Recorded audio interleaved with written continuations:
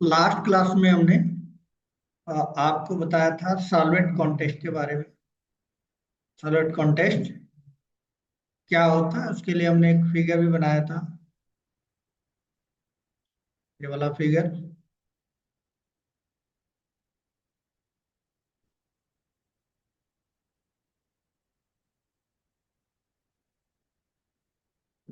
यही था शायद।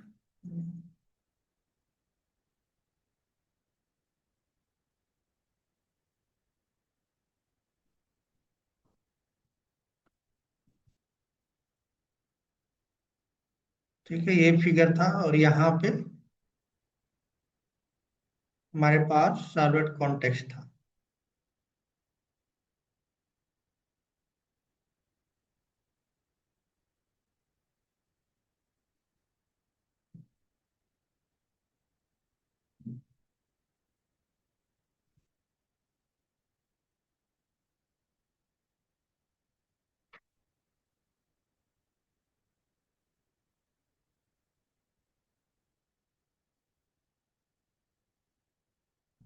ये आपका सॉल्वेंट कॉन्टेक्स्ट था। हमने क्यों इसको बनाया था? क्योंकि एक रिक्वेस्ट का डेटा दूसरे रिक्वेस्ट में नहीं जा रहा था। जो भी डेटा आपको ब्राउजर से सर्वर पे भेजा गया, जो भी डेटा आपको ब्राउजर से इंडेक्स डॉट एचटीएमएल पेज से वेलकम सर्वलेट पे भेजा गया, वो उसके उसका स्टेट कहाँ तक है? सिर्फ यहाँ तक, इस सर्वलेट तक। इसके बाद अगर आप यहाँ पे टेक ए टूर बटन को क्लिक करते हैं तो वो डेटा टूर सर्वलेट पे नहीं पहुंचता है। यानी रिक्वेस्ट सिर्फ एक सर्वलेट के लिए है। तब दूसरा रिक्वेस्ट करेंगे तो ये नया रिक्वेस्ट है, यहाँ से क्लिक करेंगे, सर्वर पे जाएगा और सर्वर पे डेटा, पुराना जो डेटा है, ओल्ड रिक्वेस्ट जो है 1.0 का मतलब ओल्ड रिक्वेस्ट, तो ये जो रिक्वेस्ट है वो, उसका जो डेटा है वो second request means to servlet वाला रिक्वेस्ट पे नहीं जाएगा। तो इसके लिए हमें अ, एक इंटरफेस मिला हुआ है, this is known as servlet context. और सर्वलेट कॉन्टेक्स्ट के अंदर आपने वो डेटा यूजर वेरिएबल में बना के आपने क्या कर दिया, रख दिया ऐसे। तो सर्वलेट कॉन्टेक्स्ट जो होता है पूरे एप्लीकेशन में, जब सर्वर स्टार्ट होता है, अब कोई एप्लीकेशन आप डिप्लॉय करते हैं तो सर्वलेट कॉन्टेक्स्ट एक कॉपी बनता है। जब भी हमने यहाँ वेलकम सर्वलेट लिया, डिस्प्ले कर लिया और डेटा जो है इस सर्वलेट कॉन्टेक्स्ट नाम के इंटरफेस के सेट एट्रीब्यूट मेथड का यूज करके उसमें रख लिया, ट्रेंड करा और टेक ए टूर करेंगे तो टेक ए टूर सर्वलेट में डेटा, ओल्ड डेटा नहीं मिलेगा। तो आप क्या करोगे, फिर से सर्वलेट कॉन्टेक्स्ट में जो यूजर नाम से डेटा रखा हुआ है, ये यूजर नाम से डेटा आपने सर्वर पे रखा हुआ है, उसको यहाँ पे गेट एट्रीब्यूट के थ्रू गेट कर लोगे और फिर आपको डेटा यहाँ पे अवेलेबल हो जाएगा। ठीक है, तो सर्वलेट कॉन्टेक्स्ट बनाने का मेरा मेन पर्पज था डेटा को पूरे एप्लीकेशन में शेयर कराना, डेटा को पूरे एप्लीकेशन में शेयर कराना। ठीक है जी, एक बार दोबारा से लास्ट क्लास का रन करा लेते हैं। ये हमारा एप्लीकेशन है जो हमने लास्ट क्लास में देखा था। ठीक है, ये आपने ये एक टेक्स्ट फील्ड बनाया हुआ है, एक सबमिट बटन बनाया हुआ है। जैसे इसको क्लिक करेंगे, ये जो यूआरएल है सर्वर के पास जाएगा, सर्वर वेब डॉट एक्सएमएल में इसको सर्च करेगा,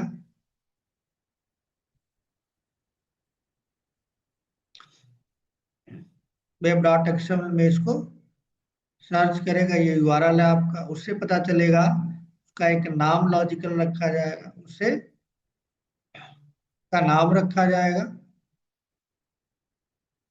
उसका सर्वलेट का लॉजिकल नेम रखा जाएगा। सर्वर माई पैक के अंदर जाके servlet context servlet welcome servlet का ऑब्जेक्ट बनाएगा ये। ठीक है, इसका क्लास का ऑब्जेक्ट बनेगा। तो कंस्ट्रक्टर चलेगा, कंस्ट्रक्टर में आपने कुछ दिया नहीं है। बाय डिफॉल्ट गेट मेथड चलेगा, जो भी डेटा आपने यहाँ पे भेजा होगा नेम नाम के टेक्स्ट फील्ड में, वो नेम नाम से सर्वर पे request interface HTTP request interface की रिक्वेस्ट वेरिएबल में अवेलेबल होगा। तो उसको आप पिक करना चाहते हैं तो रिक्वेस्ट का मेथड मिलेगा गेट पैरामीटर, उसको नाम दिया आपने, वो आपको यहाँ अवेलेबल हो जाएगा। ठीक, अब उसको आप चाहते हैं सर्वर पे रखना अकॉर्डिंग टू दिस फिगर, तो आप सर्वर से सर्वलेट कॉन्टेक्स्ट मान लीजिए सर्वर के पास सर्वलेट कॉन्टेक्स्ट नाम का ऑब्जेक्ट बना बनाया होता है बाय डिफॉल्ट। मांगने के लिए हमारे पास मेथड क्या है, request dot gate servlet context. वो कॉन्टेक्स्ट नाम का वेरिएबल हमें मिल जाएगा, ये वाला वेरिएबल हमें मिल जाएगा। तो हमें एक वेरिएबल में इसको डेटा को सेट करना है, उसका एक मेथड है सेट एट्रीब्यूट। उसका नाम दिया, किस वेरिएबल का नाम दिया और ऑब्जेक्ट का नाम दिया। जो भी डेटा यहाँ स्ट्रिंग ऑब्जेक्ट में होगा वो यूजर नाम के वेरिएबल में स्टोर हो जाएगा सर्वर के ऊपर, जस्ट लाइक दिस।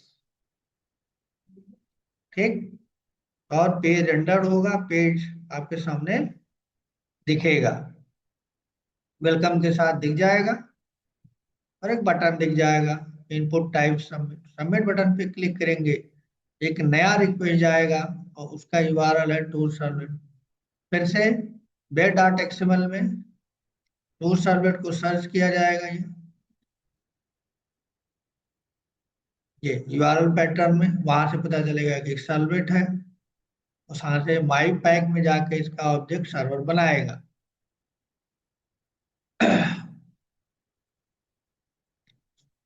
ऑब्जेक्ट बनेगा, कंस्ट्रक्टर कॉल होगा और गेट मेथड कॉल होगा। और जो भी डेटा रिक्वेस्ट में है तो यहाँ पे कोई डेटा भेजा ही नहीं गया। यहाँ पे अगर आप ध्यान से देखें तो यहाँ से कुछ गया ही नहीं, यहाँ पे क्या होगा, नल होगा। लेकिन हमें तो चाहिए पुराना रिक्वेस्ट में, तो पुराना रिक्वेस्ट में डेटा चाहिए हमें। सर्वर काउंट के पास जो डेटा रखा हुआ है वो हमारे पास अवेलेबल होगा सर्वर पे। हम फिर से ये request dot gate servlet context को कॉल करेंगे और रेफरेंस हमको मिल जाएगा। और गेट एट्रीब्यूट में जो भी हमने पहले रखा था यूजर नाम के वेरिएबल में यहाँ पे, वो चीज हम क्या करेंगे, गेट कर लेंगे, उसका टाइप कास्ट करके रख लेंगे और सारी के साथ जो हमारा है वो डिस्प्ले कर लेंगे। और ये जो इमेज लगा रखा है ये मैसेज आप देख सकते हैं। That's it। ये लास्ट क्लास में हमने देखा था। एक बार इसको एक्सक्लूड करके देख लेते हैं। प्रोजेक्ट पे गए,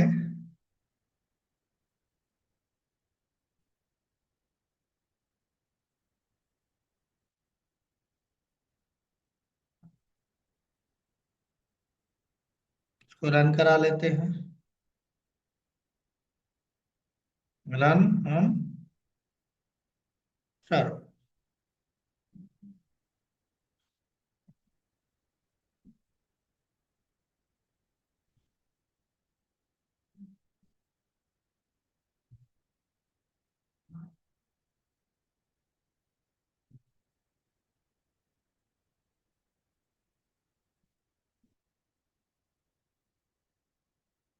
सर्वर हमारा स्टार्ट हुआ। By default index paper page open हुआ, इसमें हमने डाला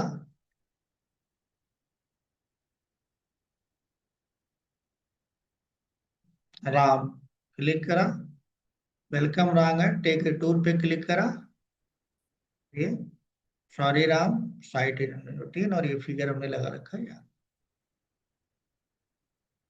ठीक है जी, तो इस डेटा को क्या करेगा, किसी भी सर्वर पे शेयर कर देगा।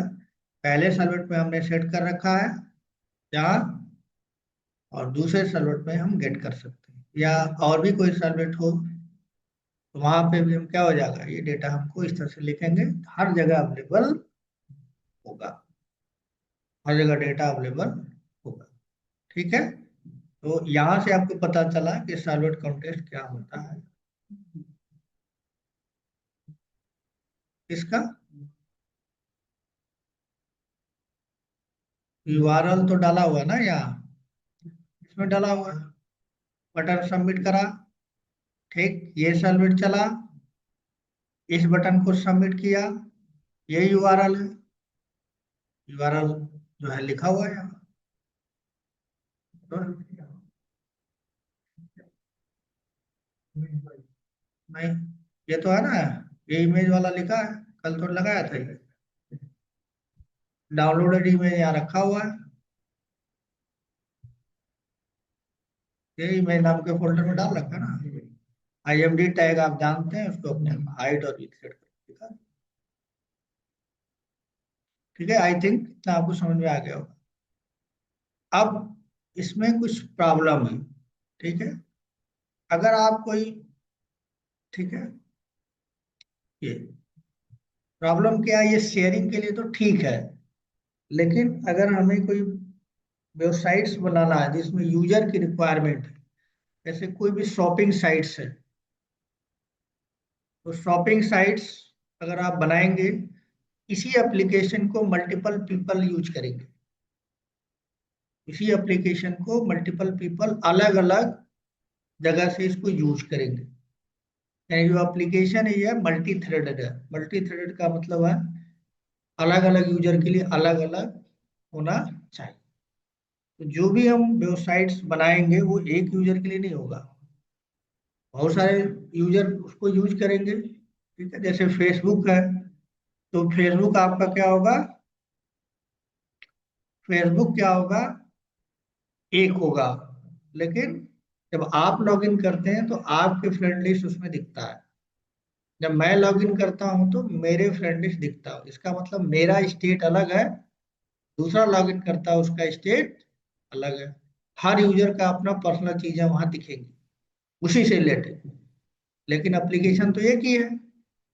यहाँ पे अगर अलग अलग यूजर को आप यूज करना चाहोगे तो प्रॉब्लम आएगी, क्या प्रॉब्लम आएगी, मैं आपको रन करके दिखाता हूँ, फिर इसका सोल्यूशन ढूंढेंगे।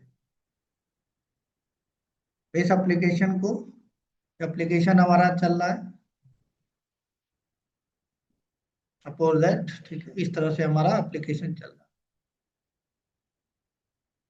एटलीस्ट सर्वर चल रहा होगा। ठीक है, अब इसी एप्लीकेशंस को कोई दूसरा भी यूज करना चाहता है,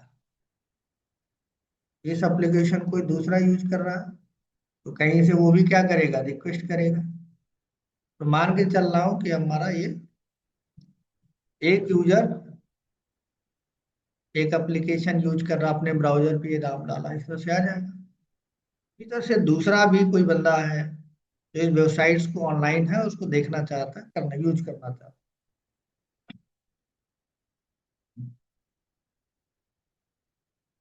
वो भी क्या करेगा,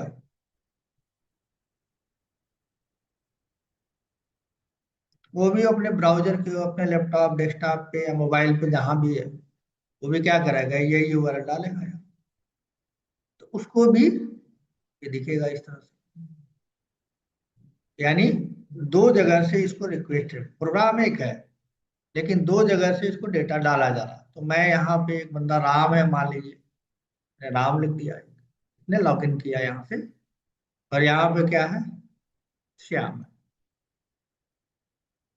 दो लोग अलग अलग से यूज करना चाहते हैं, यहाँ पे जब ये रिक्वेस्ट लॉग इन करेगा तो राम को राम दिखना चाहिए, और श्याम वाले ब्राउजर पे इसको राम दिखना चाहिए।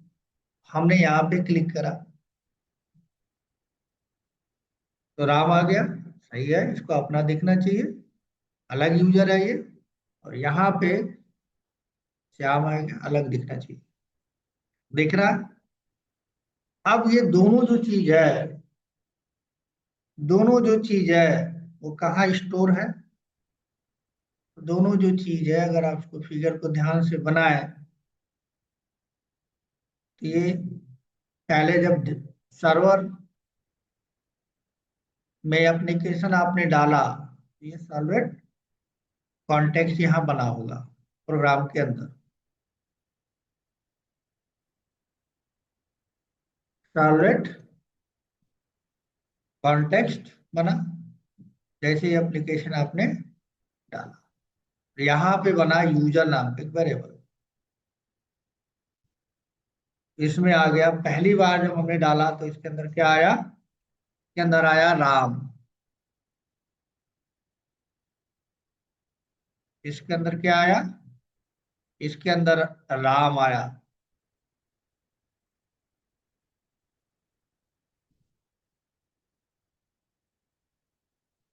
इसके अंदर क्या आया, राम आया। किस यूजर के लिए, फर्स्ट यूजर के लिए, यूजर वन।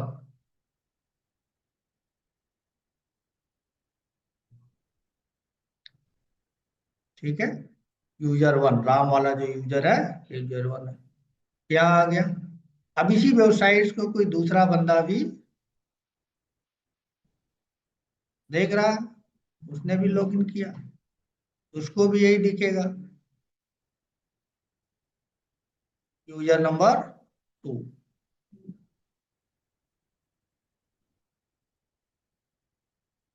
यूजर नंबर 2, ये यूजर नंबर 2 है। दूसरे ब्राउजर से लॉगिन किया, यूजर 2।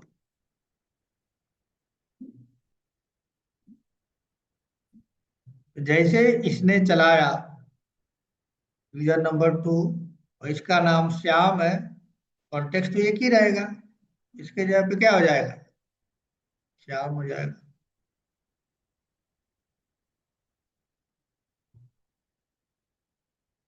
श्याम हो गया। ठीक, अब ये श्याम ऐसा कर लिया है, करने के बाद जब ये यूजर क्लिक करेगा, यूजर वन, उसको एक्चुअल में दिखना चाहिए राम, लेकिन उसको राम नहीं दिखेगा। क्यों नहीं दिखेगा, कि राम तो बदल चुका है। यानी यहाँ पे ये यूजर वन है, उसको क्या दिखेगा, क्या,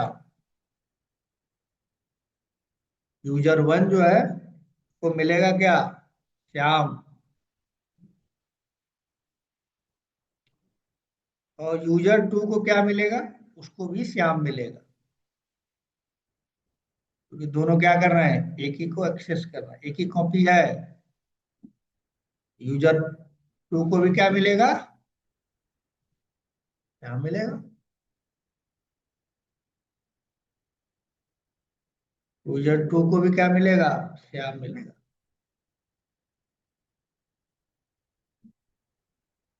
है, ठीक है, तो क्यों क्यों ऐसा हो रहा है, होगा क्योंकि यहाँ सबनेट कॉन्टेक्स्ट एक ही कॉपी होता है, उसमें वैल्यू बदलेगी। एक बार हम दोबारा से इसको चला के देख लेते हैं होता है कि नहीं। ये है हमारे पास। ठीक, अब हम, पहला राम हुआ तो राम को बदल के जब ये लॉगिन हुआ, बटन क्लिक किया तो श्याम आ चुका है वहां, अब राम है ही नहीं। अगर इस टेक ये पहला वाला यूजर है, इसको क्लिक करेंगे तो क्या आउटपुट मिलेगा, उसको श्याम मिलेगा, मिला श्याम। और इसको, उसका तो वही है, वो भी श्याम ही मिलेगा। क्या ऐसा होना चाहिए, नहीं होना चाहिए। जिसका जो ब्राउजर है, जिसका जो चीज है, उसी को दिखना चाहिए। पर्सनल सबका अपना होना चाहिए। तो अगर आप वेबसाइट्स बना रहे हो और आपने इस तरह से सर्वर कॉन्टेक्स्ट बना दिया, ठीक है, जहां डेटा शेयर नहीं करता, इंडिविजुअल यूजर का डेटा इंडिविजुअल को चाहिए, उस केस में ये जो है क्या हो जाएगा, फेल हो जाएगा। आप कुछ सामान खरीदेंगे तो दूसरे के कार्ड में ऐड हो जाएगा, दूसरा कोई सामान खरीदेगा वो आपके कार्ड में ऐड हो जाएगा। आप एड्रेस डालेंगे, अगर सेट कर रखा है, दूसरा डालेगा, उसका एड्रेस बदल के, आपका एड्रेस बदल के उसका एड्रेस हो जाएगा। उसका एड्रेस के बाद जो लॉगिन करेगा, तो तीसरे वाले का दूसरे का एड्रेस हो जाएगा। यानी हर यूजर का स्टेट मेंटेन नहीं हो रहा है। हर यूजर का क्या होना चाहिए, स्टेट मेंटेन होना चाहिए, जो कि नहीं हो रहा है। यहाँ पे सिर्फ एडवांटेज इसका क्या है, कि डेटा को शेयर करना है तो डेटा को तो शेयर कराया जा सकता है, एडवांटेज है इसका। डिसएडवांटेज ये है कि आप अलग अलग यूजर को मैनेज नहीं कर रहे हैं। कॉमन चीजें तो है, ठीक है, सर्वलेट कॉन्टेक्स्ट कर देगा आपके लिए। तो सबको चाहिए, हर यूजर को चाहिए, तो सर्वलेट कॉन्टेक्स्ट आपको दे देगा। लेकिन पर्सनली अगर आपको किसी को चाहिए, अलग अलग यूजर को फाइंड आउट करना है, तो क्या करना पड़ेगा, आपको कुछ और तरीके सीखने होंगे।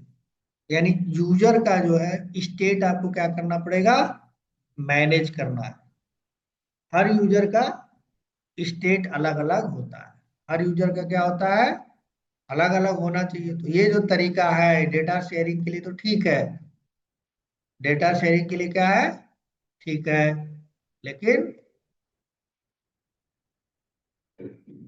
यानी ये तरीका तो सही नहीं है। इसी प्रॉब्लम को हटाने के लिए हमारे कॉन्सेप्ट का नाम है स्टेट मैनेजमेंट।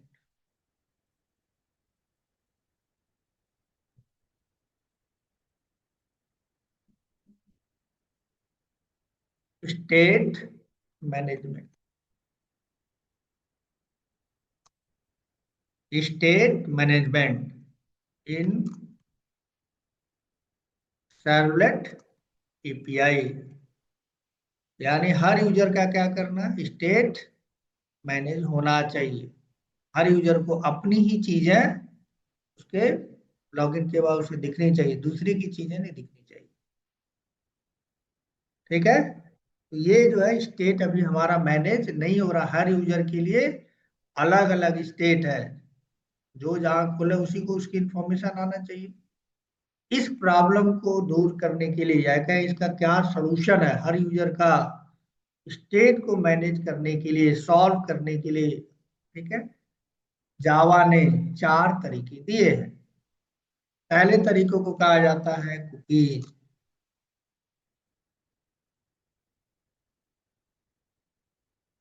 कुकीज, ठीक है, कुकीज से इस प्रॉब्लम को रिजॉल्व किया जा सकता है। दूसरा तरीका है hidden form field. Hidden form field,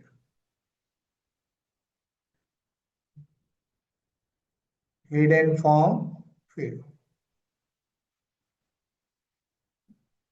तीसरा जो तरीका है वो है यूआरएल रीराइटिंग।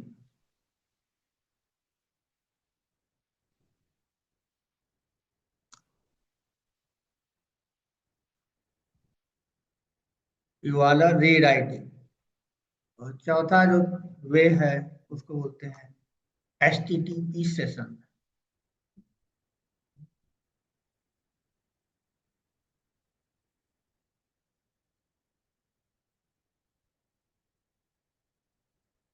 ठीक है, एचटीटीपी सेशन। ये चार तरीके हैं, इन चार तरीके के का यूज करके आप हर यूजर का स्टेट मैनेज कर सकते हैं। स्टेट मैनेज का मतलब क्या है कि जो यूजर लॉगिन हुआ है उसी की इंफॉर्मेशन उसको दिखनी चाहिए। जो यूजर लॉगिन हो उसी का इंफॉर्मेशन उसको दिखनी चाहिए। ठीक है, उसी का इंफॉर्मेशन उसको दिखनी चाहिए, दूसरे का इंफॉर्मेशन, दूसरे लॉगिन का, ठीक है, उसका इंफॉर्मेशन नहीं दिखना चाहिए। तो इसको करने के, इस प्रॉब्लम को रिजॉल्व करने के चार तरीके जावा ने दिए, कुकीज। ठीक है, पहला तरीका क्या होता है, कुकीज। क्या होता है कुकीज, कोई बताना चाहे, what do you mean by cookies?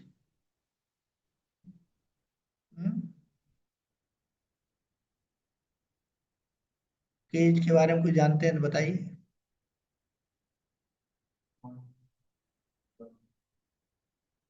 तो कुकीज है, और कुछ?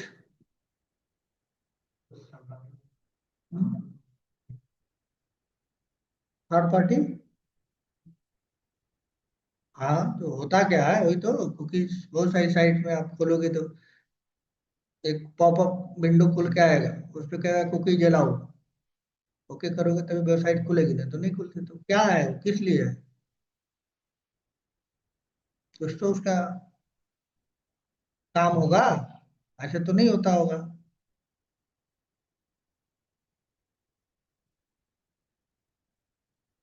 सिंपल वर्ड में कुकी का क्या मतलब है? टेक्नोलॉजी वाला छोड़ दीजिए, कुकी का क्या मीनिंग है अगर आपसे सिंपल वर्ड में पूछा जाए? जावा छोड़ दीजिए तब। है ना कुकीज, सुना है वर्ड कुकीज? क्या, वो तो बिस्किट का नाम है, उसका मतलब क्या है, मीनिंग क्या है? कुकीज का क्या मीनिंग है? कुकीज बिस्किट है, ठीक है, तो नाम क्यों कुकी रखा है बिस्कुट की कंपनी ने?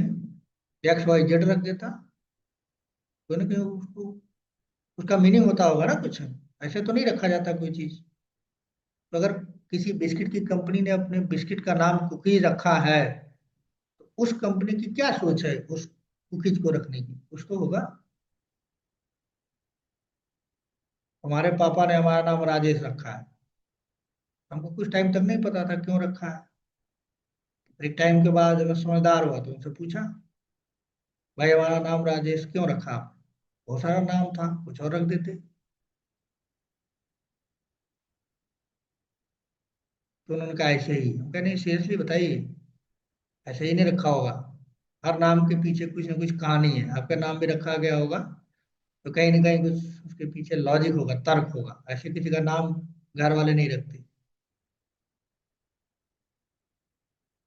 हमारे टाइम पे हमारे जो पापा थे, उस समय पे जो हीरो था, फिल्म का बड़ा डिमांड चलता था, राजेश खन्ना उस स्टार थे उस टाइम पे। वो फिल्म देखते थे, वो लगा कि नहीं यही नाम बढ़िया है, राजेश खन्ना की तरह हमारा लड़का हो जाएगा, तो उन्होंने रख दिया राजेश। और ये उस टाइम के, हमारे टाइम के जितने भी लोग हैं, उस समय नाम जो कॉमन नेम है, राजेश, पप्पू, टिंकू, बबलू, चिंकू, इस तरह के नाम होते थे।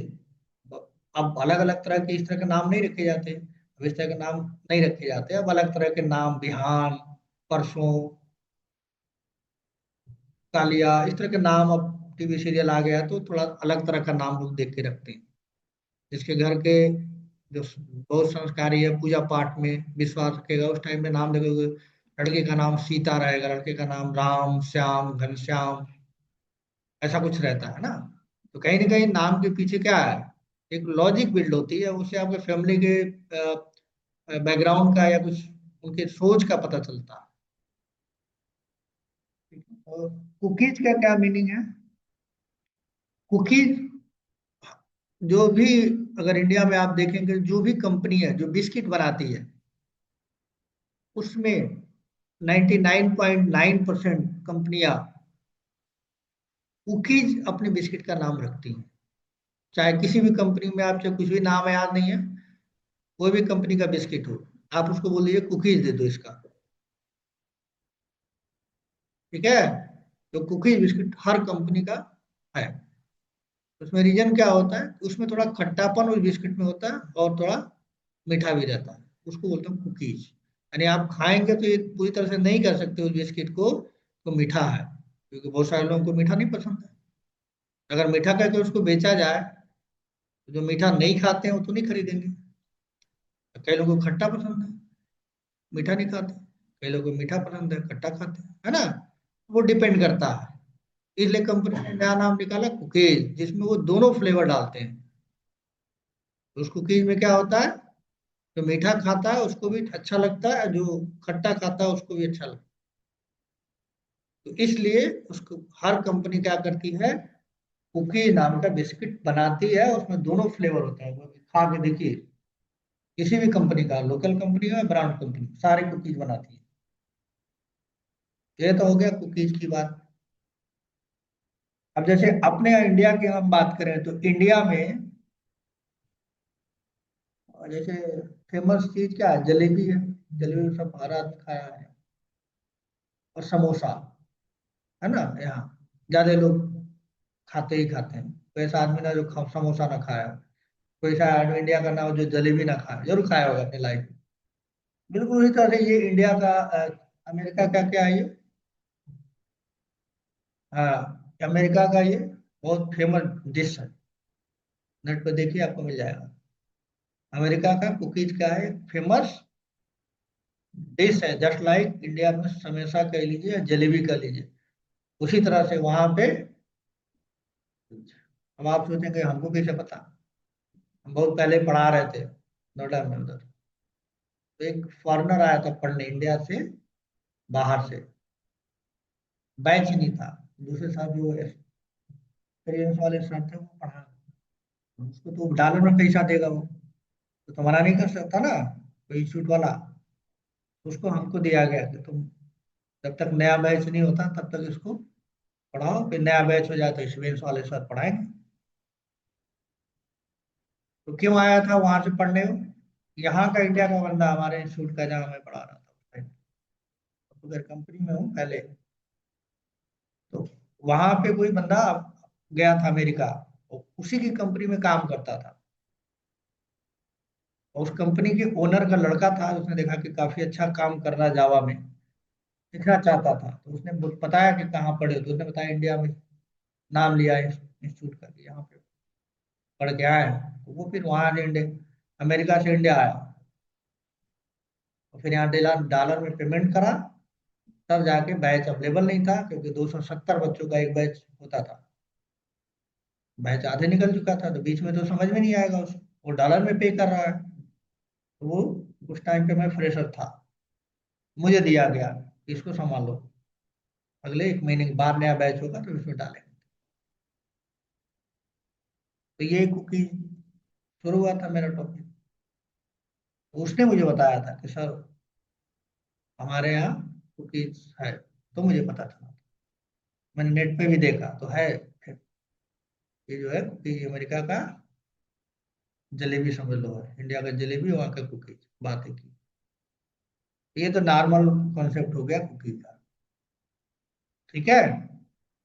अब टेक्निकल में कुकीज क्या होता है, जावा की बात करें तो जब भी आप कोई विंडो की अगर हम बात करें तो विंडोज के अंदर अगर प्रोग्राम फाइल्स के आसपास देखेंगे या उसके अगल में, तो ये कुकी नाम का एक फोल्डर होता है, कुकी नाम का एक फोल्डर होता है। जब भी कोई वेबसाइट आप खोलते हैं, ठीक है, तो ब्राउजर के अंदर भी एक सेटिंग में जाएंगे तो आपको मिलेगा कुकी नाम का ऑप्शन होता है।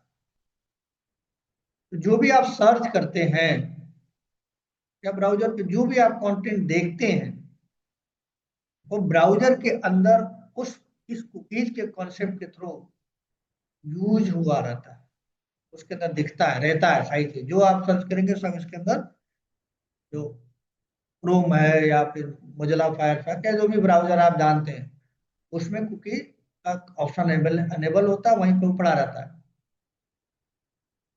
ठीक है। तो सबसे पहले इस कुकीज के कॉन्सेप्ट को एक ब्राउजर था, नेट स्केप नेविगेटर, जो अब यूज में नहीं है, उसने इसको इंट्रोड्यूस किया था।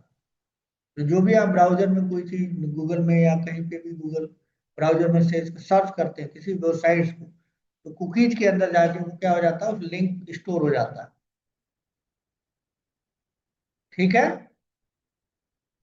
लिंक क्या होता है कुकीज के अंदर, वो स्टोर हो जाता है। अगली बार जब उस वेबसाइट को आप सर्च करते हो, देखते हो, होता क्या है, जान जाता है कि भाई ये अगला बंदा करा, तो फटाक दो वेबसाइट्स का नाम ऐसे डब्ल्यू डब्ल्यू लिखोगे, अपने आप आ जाता है ब्राउजर में, आपको पूरा नहीं लिखना पड़ता, क्योंकि आप भूल गए तो फिर से आपको लिखना पड़ेगा।